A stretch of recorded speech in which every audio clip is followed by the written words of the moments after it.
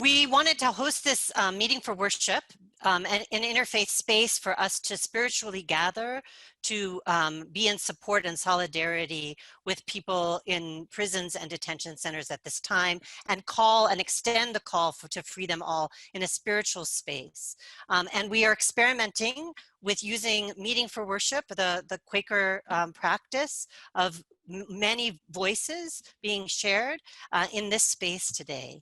And I wanted to say a little bit about this moment and a little bit about the kind of service that we're about to engage in, and then we'll pass it along to the other speakers. We're facing a consequential moment. As you likely know, Anne Frank did not die from direct extermination, but from typhus in a Nazi concentration camp. Now is the time to work to move our loved ones, our kin, out of the concentration of prisons and detention centers so that they do not become death camps. Our cry at this time is to release the prisoners, to set our loved ones free, as many as we are able to reunite them with their families and their loved ones. No one deserves to die of COVID-19. Quakers believe in the spark of the divine in all people, and that as we are here on earth, we are here to minister to one another and to move towards what early friends called heaven on earth. Quaker communal worship consists of silent waiting, with participants contributing as the Spirit moves them. For my section, I would like to offer a reading. It's a reworking of the biblical book of Lamentations. The book of Lamentations, for those who are familiar with it, know that it is a very raw book. It is really a cry of pain. It is a description of the pain that was felt during the destruction, the destruction of the first temple. But it is read liturgically in the Jewish community every year in the summer at a holiday, at a festival known as Tisha B'Av, which is meant to evoke communal tragedies that our community has experienced throughout history. But it's not only a cry of pain, it's also an admission of communal complicity in these catastrophes as well. And I offer it, this new reworking of Lamentations, which is tailored to address the current moment that we're in, that Lucy described so powerfully, both to express our own sense of pain and outrage, confession of our own complicity that has brought this moment to pass, an ending, as the Book of Lamentations does, with a note of hope that we may find our way through this to a better world.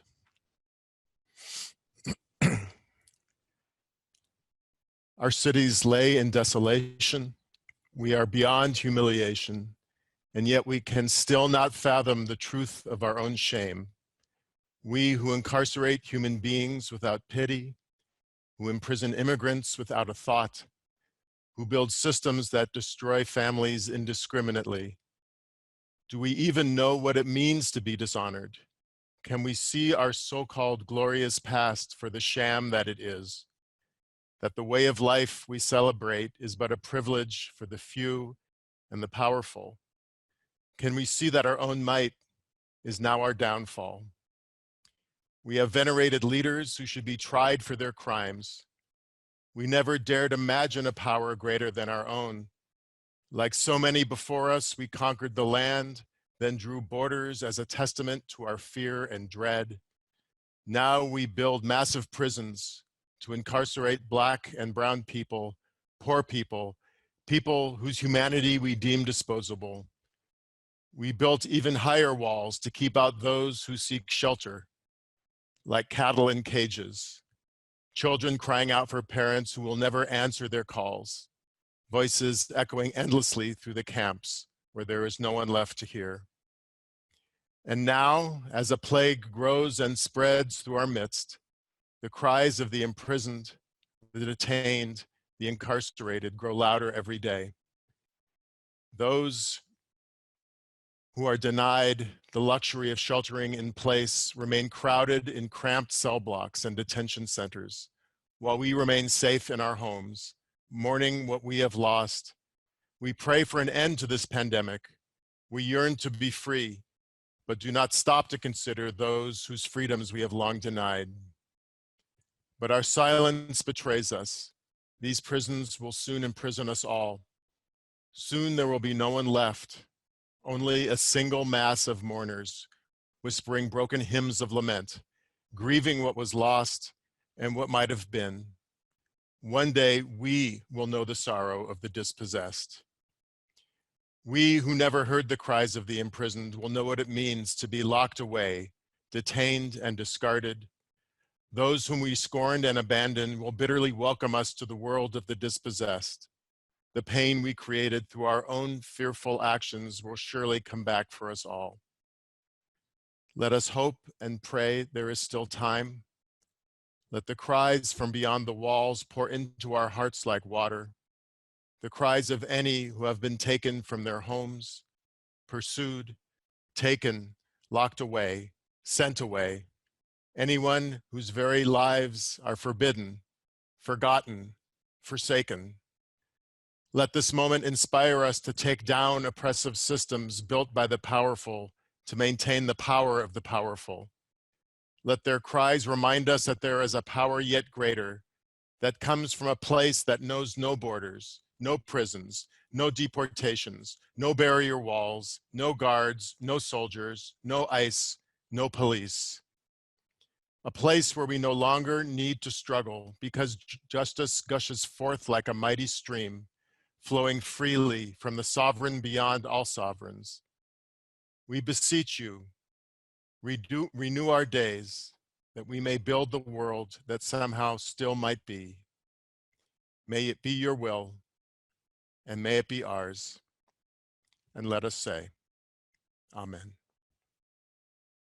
I wanted to just read you a poem by one of my favorite Palestinian poets, Taha Muhammad Ali, who passed away just a couple of years ago. I'm going to read you a poem that's echoes some of what's already been said. It's a poem of lament and also a poem of hope. And it's a singularly Palestinian greeting too, I think. So I thought I would share that with you. It was written in 1973 and it's called Abdul Hadi Against the Superpower. I'm going to read it in Arabic first. It's quite short. So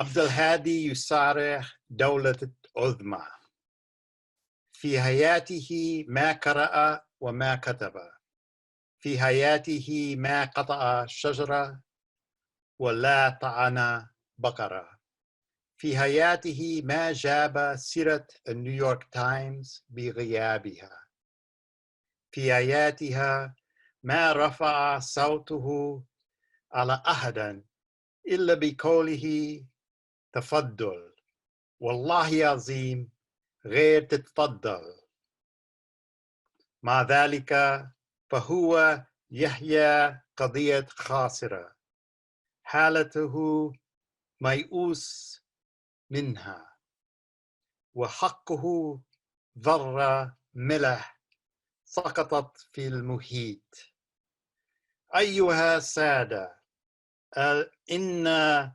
موكلي لا يعرف شيئا عن عدوه وأكدي لكم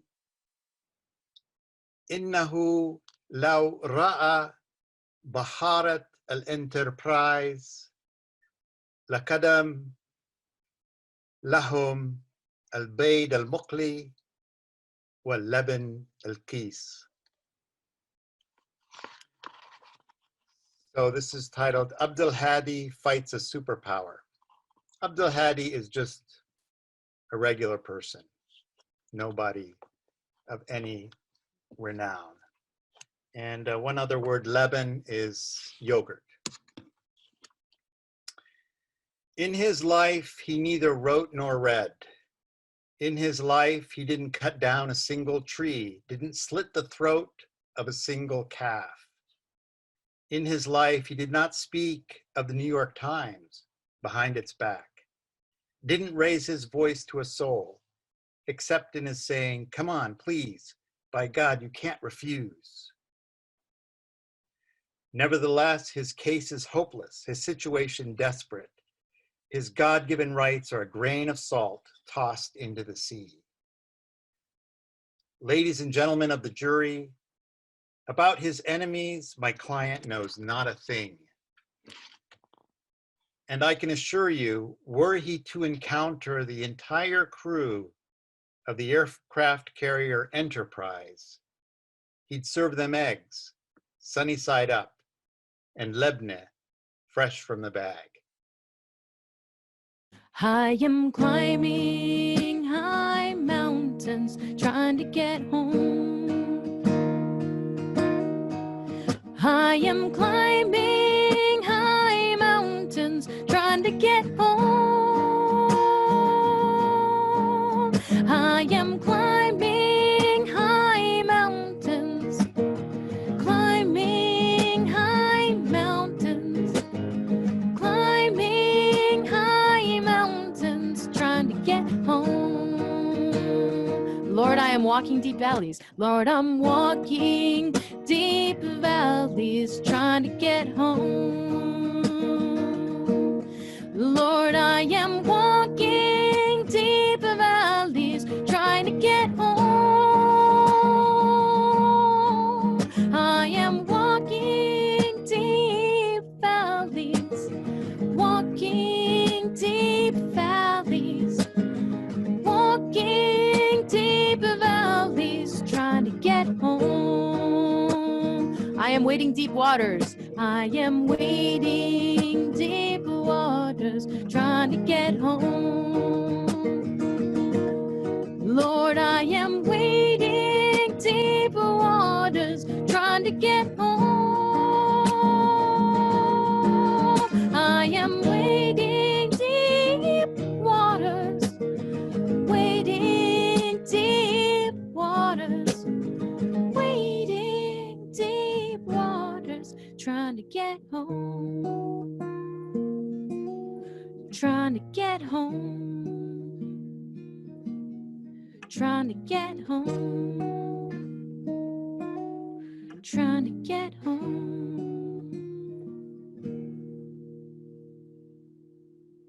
I have a poem to share with you, and just as a warning, I am reminded in listening to you all about how angry I am right now and how frustrated I have been in the last couple of weeks with our mayor and our governor and our efforts here in New York to free the at least 17,000 people that could be freed right now.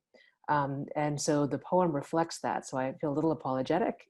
It comes out of my frustration, but it's not my poem. It's from the wonderful poet, Harriet Mullen, who's a professor at UCLA. And it is called, "We Are Not Responsible."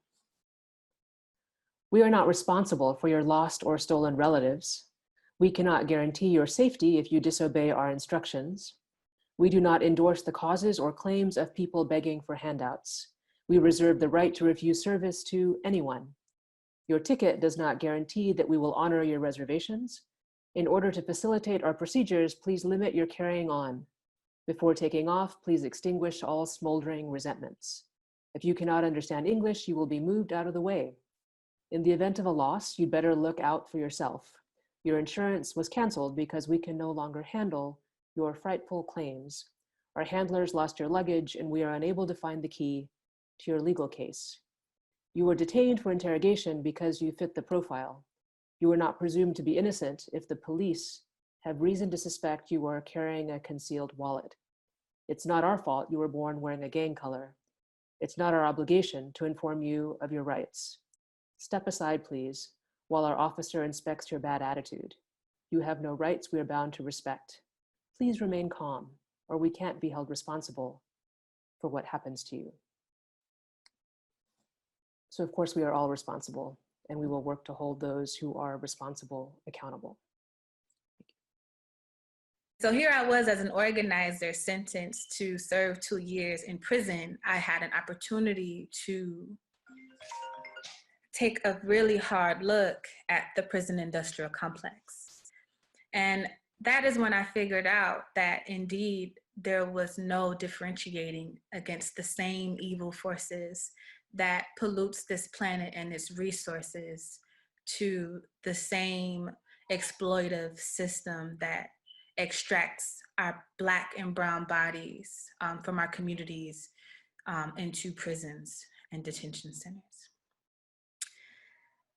And so that is where my work has begun to start to connect the relationship between environmental justice or environmental racism, climate justice, and prison abolition.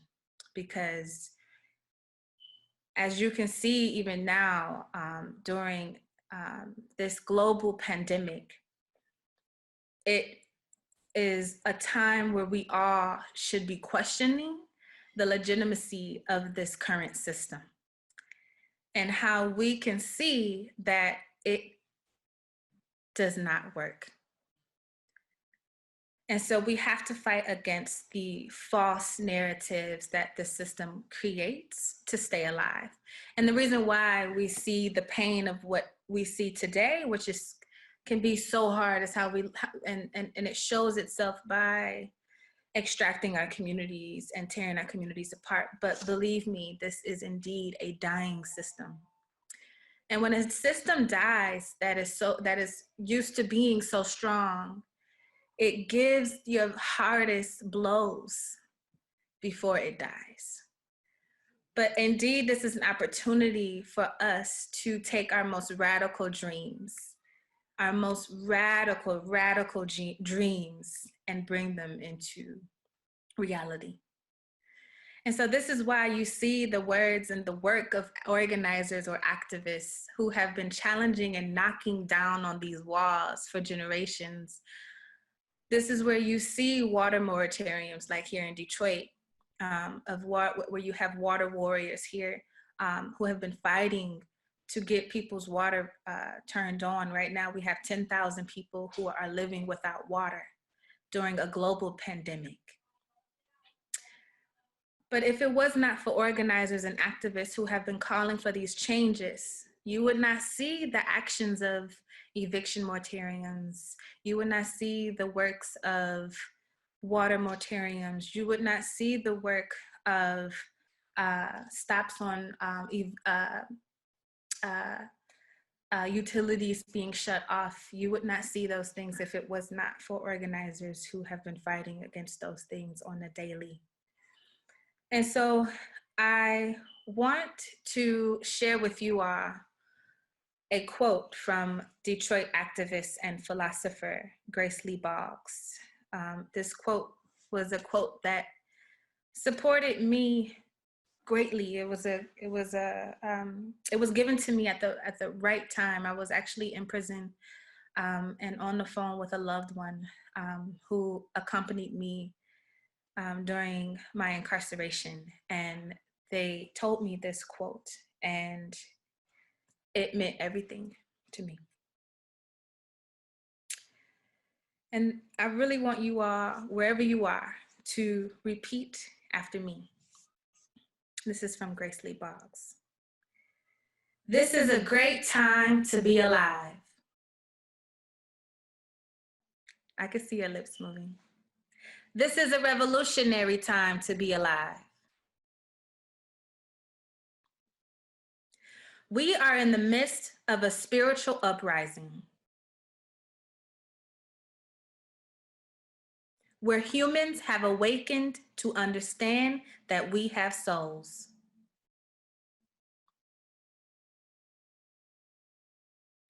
This is as big a shift as from Paleo to Neolithic.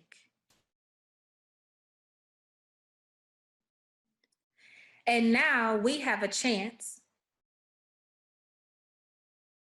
to reshape the next period.